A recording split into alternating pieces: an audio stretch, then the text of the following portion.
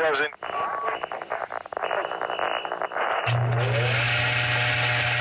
You are called by many people one of the greatest American poets of our generation, actually. So because you are drawing influences from so many different places, like, what do you think when you hear American poet? What does that mean to you? Because you have all these influences. I'd have to ask the question myself. Well, why are we calling this person an American poet? Where are they from? What variety of the English language do they use? What cultural traditions do they think they draw on? And see what I think about it. Because actually, the United States is a huge place.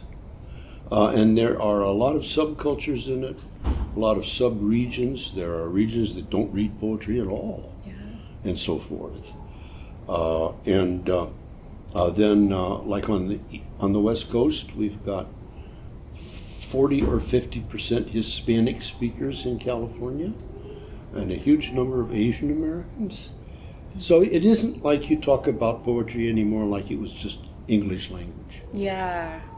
And the English language is not even the right word. I call it Americano. Oh, I like that. Because it's not quite like English speech.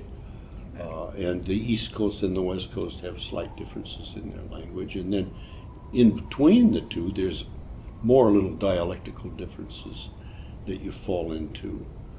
And so we have to pay attention to all of that.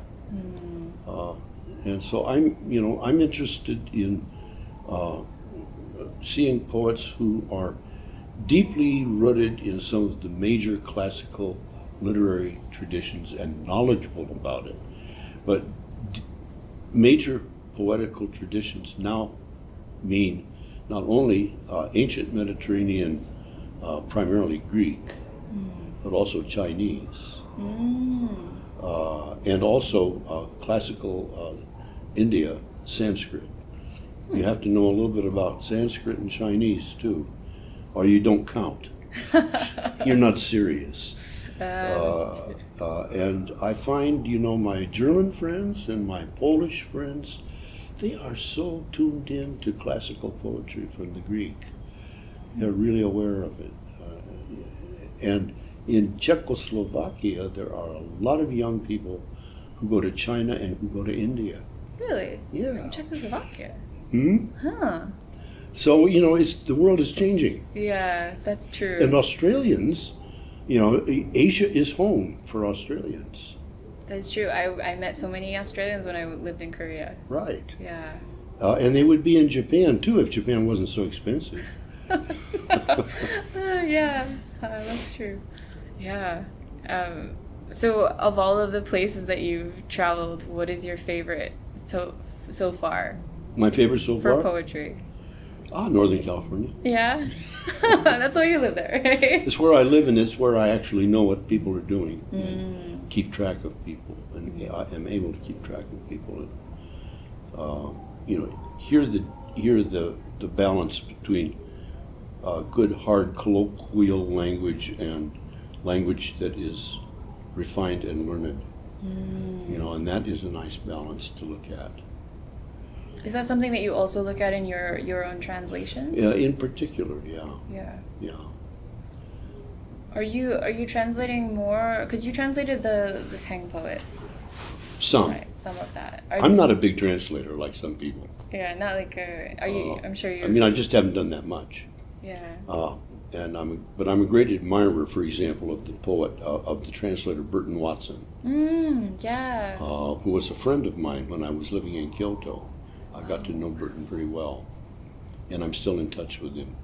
He's, the major living translator into the English language of both Chinese and Japanese. He's 90 now, and he lives in Tokyo. Wow. Yeah. So you probably don't get back to actually see him face to face very often. Every other year. Every other year? Wow. Yeah, I get to Tokyo every other year. Oh, that's nice. That's really one way or another. Yeah. Invited or not. Oh, it's invitations of various sorts. Oh, that's good. And once in a while I go back to Kyoto too. I lived in Kyoto 12 years. Oh, wow. So, and you are probably friends with Robert Haas too. From what? Robert Haas in Northern Oh, California. sure, I'm a friend. Who translated the Kyoto poets and all of those. And, Yeah, he did. yeah. Wow. Have you ever traveled together, the two of you? I've never traveled together with Bob. No. Except down rivers. What is that like? We did a river in the Sierra Nevada together a couple of times, rafting. Oh, wow. that sounds like a dream trip. Oh, river running is such fun. Yeah. Yeah. Oh, man. So, since this is the Working Poet radio show, do you've done a lot of heavy labor kind of jobs in the past. I've done some. Yeah, and now you're teaching, right? Actually, I'm retired now. Oh, you're retired. Oh, so you. So I'm not going to work teaching. No.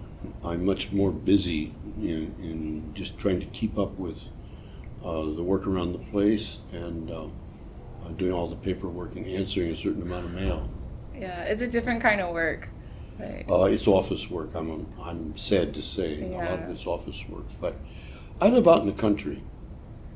I haven't been on the electric grid for 45 years. Oh, that's good. I do not have the grid. So I have a standalone electrical system that uses solar panels, and I have a major generator and 2 backup generators. Right now my major generator is down in town being rebuilt. Oh, wow. And I'm running on the backup generator. All of the water comes out of my well, and I have to take care of all of the pipes and valves and details of keeping the water system running. Wow. Over quite an extensive piece of land, which is mostly in Ponderosa Pine Forest. Oh, that's beautiful. And which I do a little logging on from time to time. Oh, wow. Yeah. Do you find that your so much of your poetry is personal? So do you find some that is, some isn't. Yeah. Yeah, I write all kinds of poems. That's true. Do you find that the physical labor of keeping up your own land it helps your creative process? I think. Yeah. I would think so. I've been doing physical labor all my life. Yeah. I grew up on a farm. My first job was delivering milk from our little tiny dairy. Oh. And shoveling cow manure and chicken manure. Yeah, there's a lot of work to do. Always. Good humbling jobs. Right? It's not humbling. No, but it's. You're thinking of it from a slightly upper class position. Oh no, I think it's good to see to start there and see like. But it's not humble. Working, it's good work. That's true. You're working the earth. You're appreciating it in a way that a lot of people. A good job is don't a get to. job. Yeah. Yeah. Answering mail is like shoveling manure. That is true. They're both good. That's true. That's true. And necessary in Yeah. the 21st century. Yeah. So so you are legendary, if you don't mind my saying that, and probably the best person to speak to this. So do you think that the current state of American poetry, do you see a movement for the future, like a new revolution coming, or a more expanding of connect, because we're all much more connected than we were even 20 years ago? You're thinking of digital connections. I don't think those are very real. Yeah. Yeah. I don't think we're really that much more connected than we were 20 years ago. I think it's slightly an illusion. Connection to me means people that you know and see almost every day. Which is a living community, or on a campus, or a job in a factory that you're working in.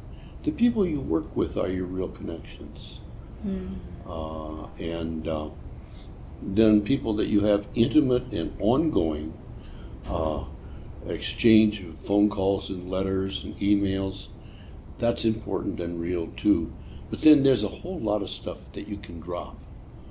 And maybe you don't need it, and you have to look at it that way. That's refreshing, actually, to hear. One last question: with all the things that have been going on with the world, with just in this last Friday with Beirut and Kenya and Paris, what do you think that for young poets, the poet's role is in the world? It depends on where they are in that picture. Yeah. The different writers and different artists in different places have somewhat different responsibilities handed to them. If I was living in France right now, my response would probably be quite different. I can afford to let that go its own direction while I keep working on the issue that one of the issues that really concerns me, which is the way the Chinese government treats the Tibetans. I'm not letting go of that as an issue. Somebody's got to stay on it. And there are thousands of us who are staying on that. So you're not going to dilute yourself totally by trying to do everything. You pick something to work on and you stay on it. But you also keep an eye on what's going on. That's more like what I do. And my Korean friends, you know, they really scolded me. They said, Snyder, you've been writing and talking about Japan, and you've been writing and talking about China for all these years, and you'd never said anything about Korea. So now we want you to pay attention to Korea. So I'm trying to do that too. And they're absolutely right. Yeah. Yeah.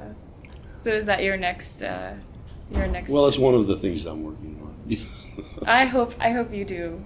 I will. would love more people to read more Korean poetry. They really need to. Korea is such an interesting place. And very different from Japan and China. It is actually People different. don't think that. It's actually different. Yeah. You know, especially, I don't know so much about Koreans in relation to the Chinese, but I see the difference between the Japanese and the Koreans all the time.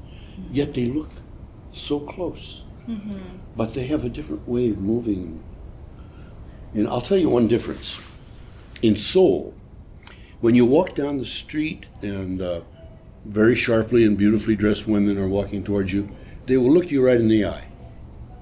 That is true. In Tokyo, they won't. They look aside. Now that's a Korean-Japanese difference. Korean women are much more bold and much more forward. That's true. That's even in Korea, you know? Yeah. Another interesting thing is Japanese never swear at each other, Oh, I didn't know that. but Koreans do. Yeah, they do all the time. I think that's a Isn't that great. interesting? That's a great way to end it. That's a great way to end the interview. That's a great detail. Yeah, it's interesting details. It's not that Japanese don't get mad at each other, but they control it. Okay, they're a little more. And maybe it'd be better if they let it out. Great. Well, Okay. Thank you so much for Yeah, your thank you. time. Yeah, you're welcome. Thank you. It was an absolute pleasure. Yeah, it was a pleasure to meet Thank you.